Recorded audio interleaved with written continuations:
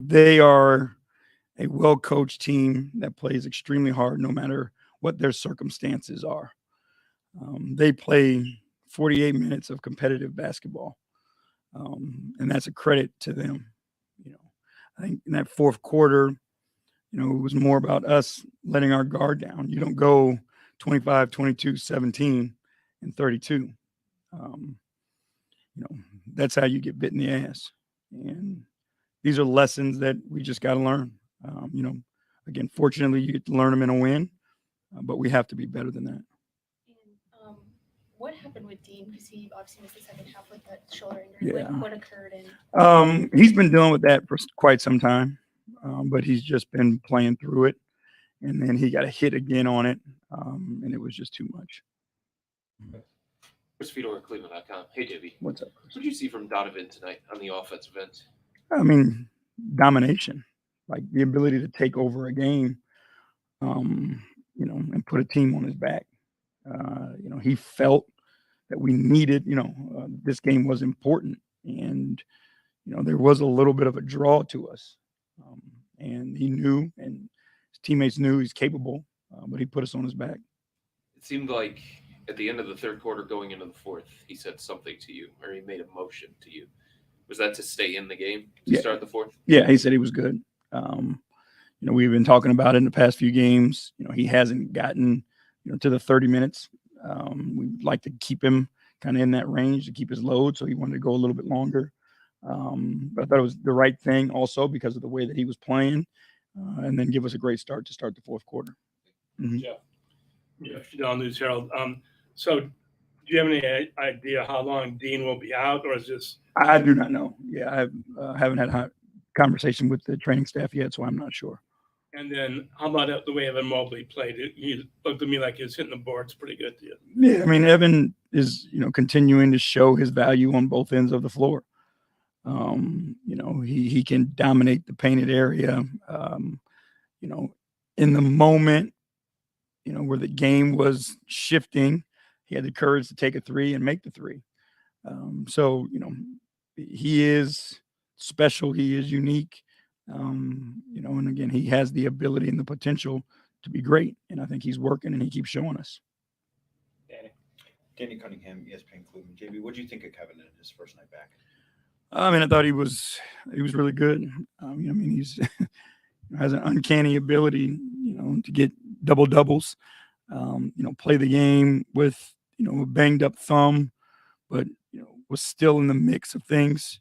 Those rebounds don't come easy for him. He's not just running around out jumping people.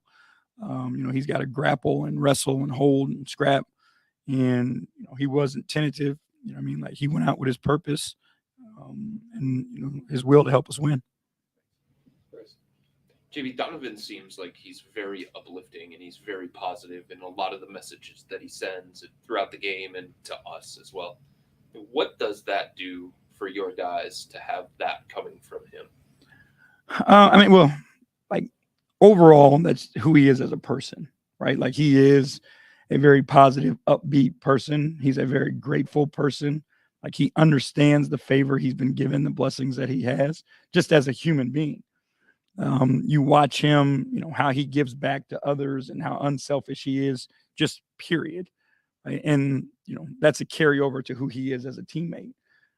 When you have someone who, is willing to sacrifice of themselves, no matter, especially with the things that he's accomplished and achieved as an individual player, you're willing to listen. But then when you watch someone who's willing to sacrifice and is as selfless as he is, and who just wants to be a part of it and be a part of winning and ingratiate himself in the group, who always has a positive message, it's hard to ignore.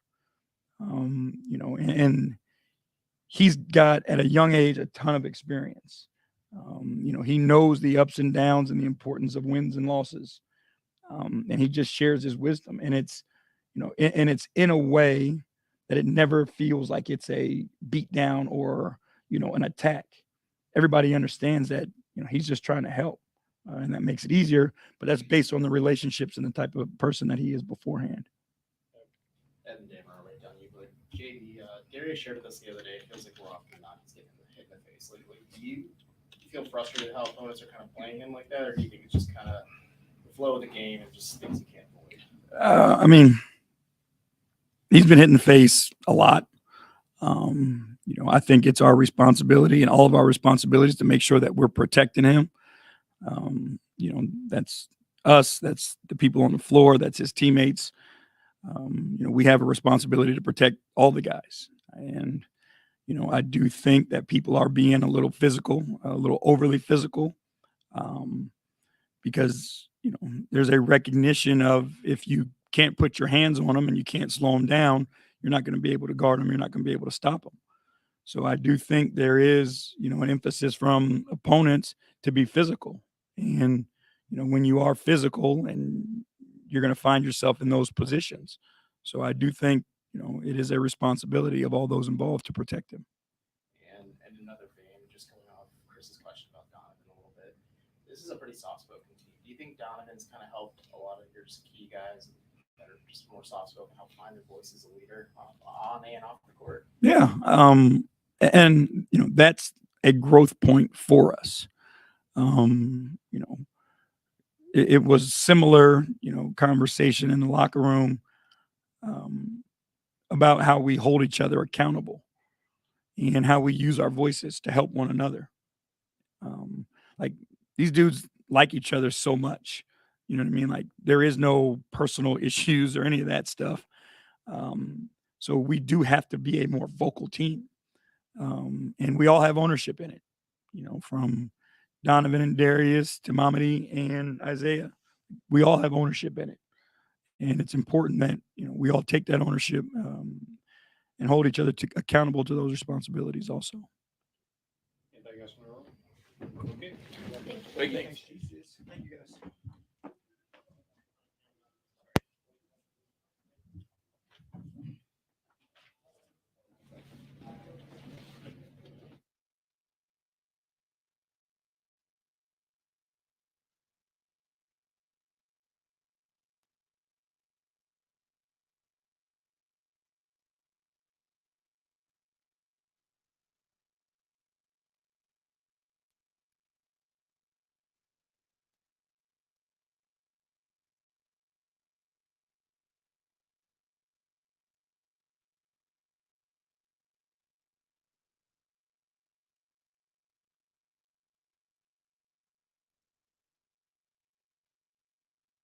I am hurt.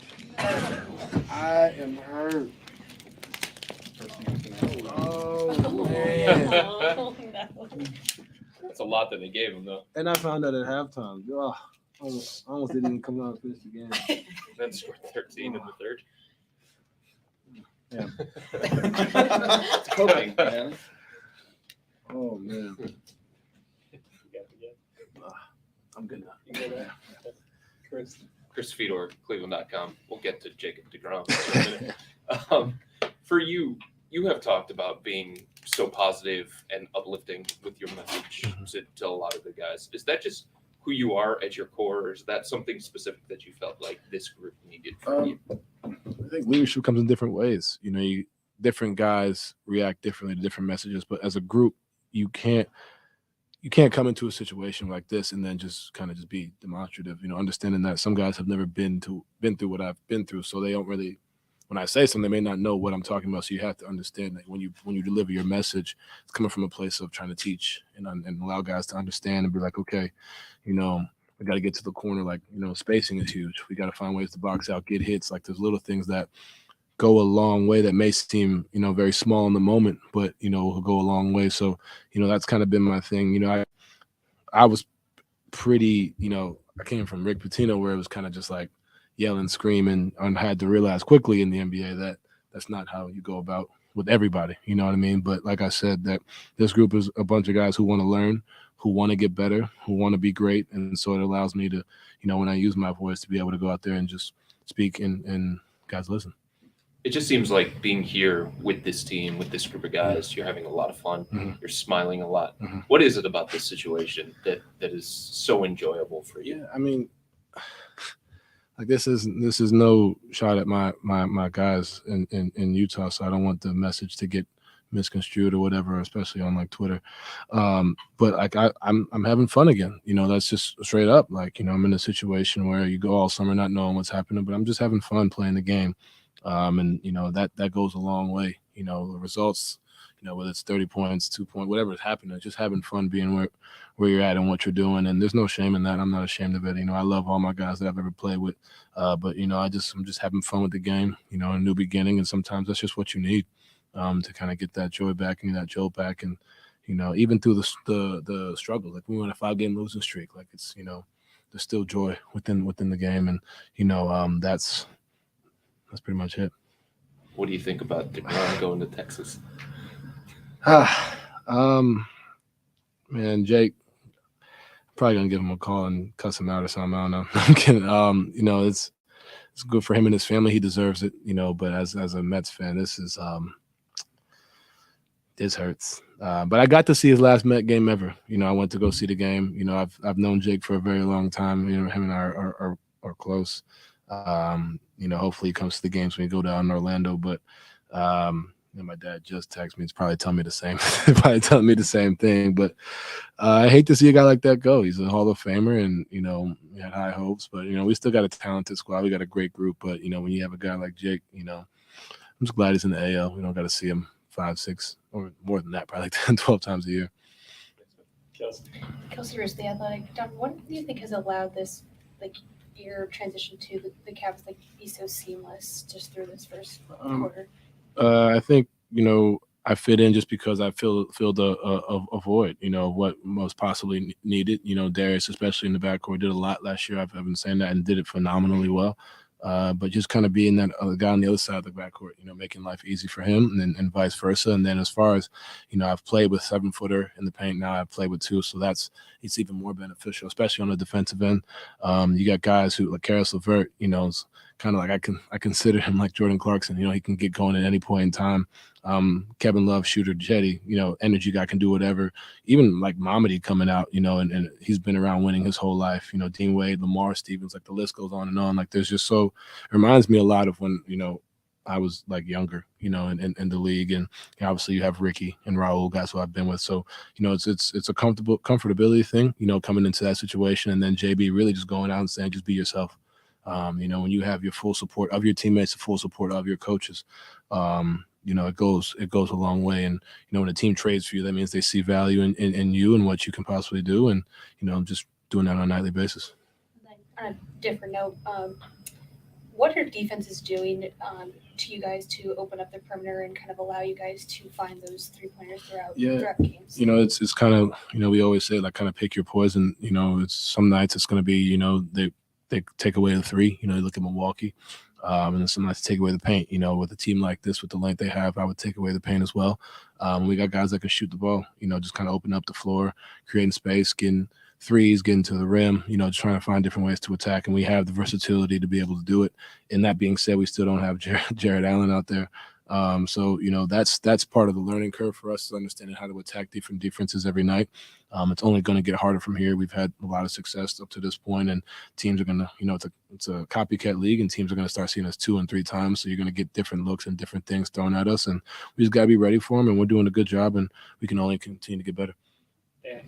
Danny Cunningham, ESPN Cleveland. Donovan, tonight you started off 12 to 16 from the floor, 7 to 9 from 3. Can you describe for us what that feeling's like when it seems like every shot you're putting up is going in? The biggest thing was just kind of come out being aggressive. The last time we played these guys, I was terrible, to be honest. I watched the game, and I didn't like what I saw. So just try to kind of start off on that note, and they were going to come out aggressive. I know pretty much everybody on that team, from Cole to Markelle, to even Bobo. I've seen him work out a bunch of times. So understanding their tendencies and where they want to get to, especially on the defensive end, understanding where I can get to. But coming out, just trying to be aggressive and set a tone.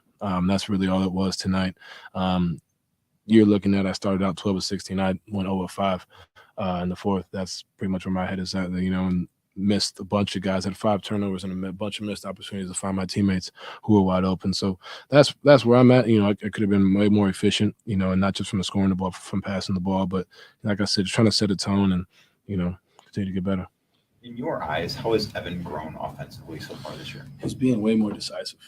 This is like the Evan that I know. Not said and before, but like just being decisive, like coming out, getting to his spots, finishing. Even on rebounds, you look at early in the season, he would kind of look at me at DG, kind of, should I pass it? Should I take it? Should I pass it? He's just taking it up the floor. He saw at the end of the half, making a move, getting a Euro step, getting a dunk.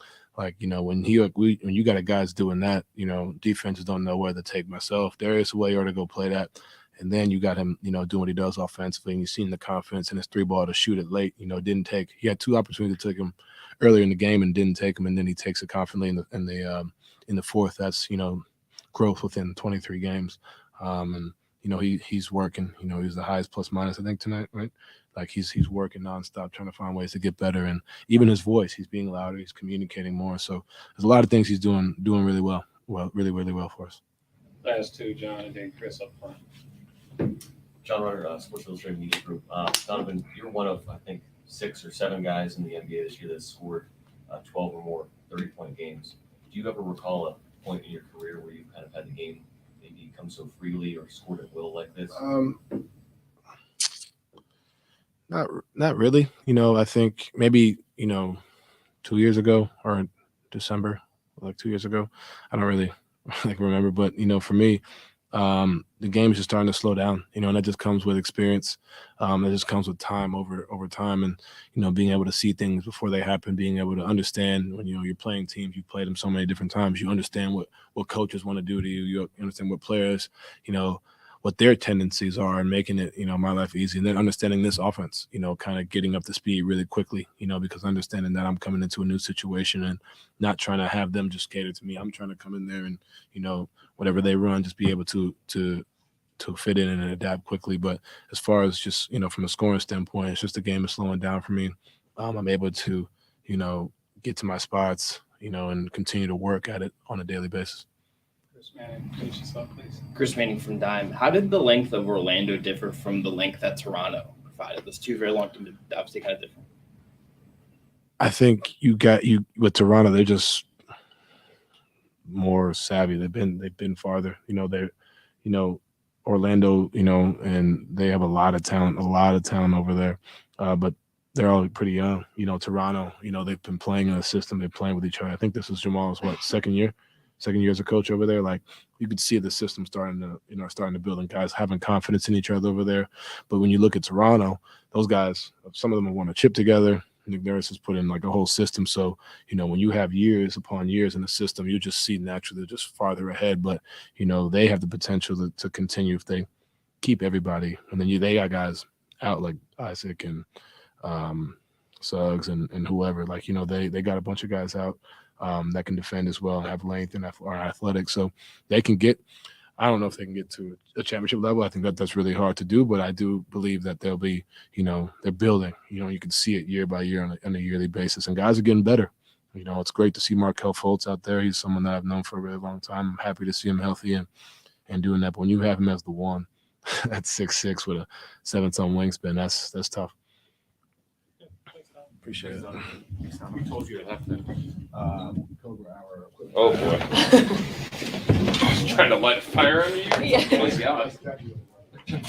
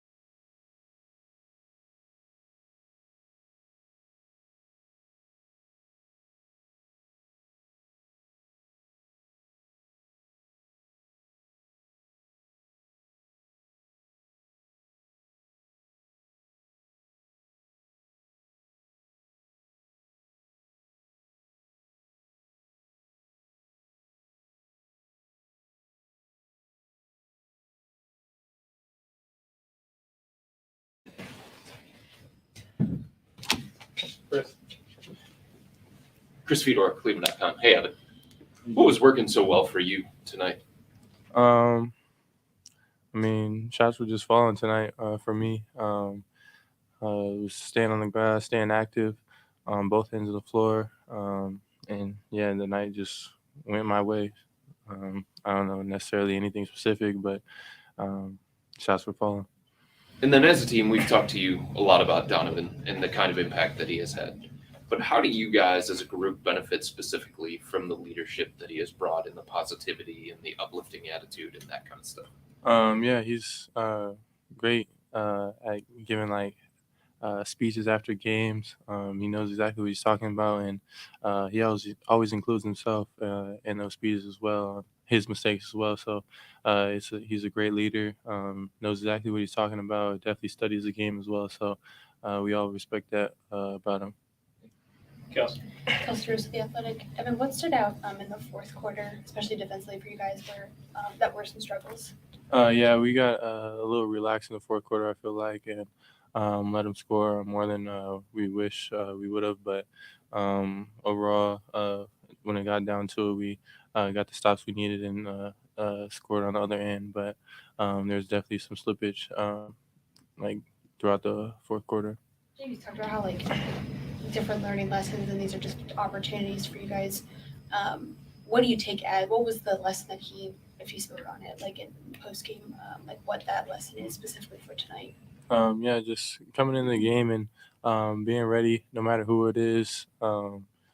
Just when we get up, staying up and building on that lead, so we can basically finish games without having it be a 10-point game where you have to be even more locked in and stuff, and just early on getting it to 20 and holding it there and building on that. So that was the lesson that he really was preaching.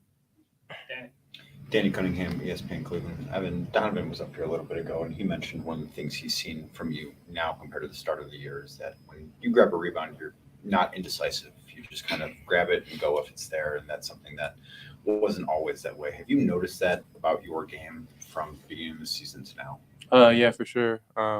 Yeah, just me watching film and me grabbing the rebounds and seeing the opportunities when I can push and when I can't push. So I'm getting more decisive, like you said, and sometimes I grab it and see the guard right there and pass it up, and if not, I'll just take it and then create from there. So yeah.